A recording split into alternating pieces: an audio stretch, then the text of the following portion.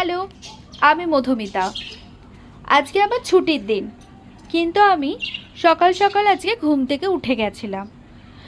কারণ হলো, মায়ের রাত থেকে শরীরটা খুবই খারাপ, জ্বর হয়েছে।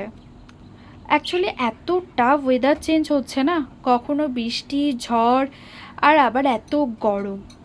তো এই ঠান্ডা গরমে মায়ের রাত থেকে শরীরটা একদমই ভালো নেই। তাই আমি আর বোন ঠিক করলাম আজকে মাকে কোনো কাজই আর করতে দেব না। মা আজকে সারাটা দিন একটু রেস্ট করুক। তো বাবা সকাল সকাল বাজারে গেছিলো এবং চিকেন নিয়ে এসেছিলো। তাই আমি আর বোন লেগে পড়লাম রান্না করার জন্য দুপুরে। তো আলু পেঁয়াজ এইগুলো আমি কেটে দিচ্ছিলাম, আর সেই ফাঁকে আমি ভাতটাও রান্না করতে বসিয়ে দিয়েছিলাম। ভাত তো আমি চাল তো আমি ধুয়ে বসিয়ে দিতে পারি ভাতের জন্য, বাট আমি ভাতের মারটা ভাতের থেকে ঝরাতে পারি না। সেটা আবার আমাকে বোন করে দিয়েছিল। যে কাজগুলো আমি সম্পূর্ণ করতে পারি না, সেগুলো বোন আবার এসে কমপ্লিট করে দেয়।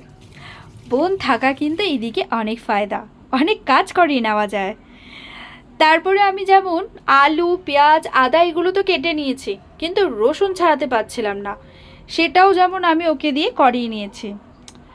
বোন থাকলে এই দিদিগিরিটা কিন্তু বেশ ভালোই করা যায়। তারপর সমস্ত কিছু কাটাকাটি গোছানো হয়ে যাওয়ার পর আমি গিয়ে চিকেনটা ভালো করে পরিষ্কার করে নিলাম।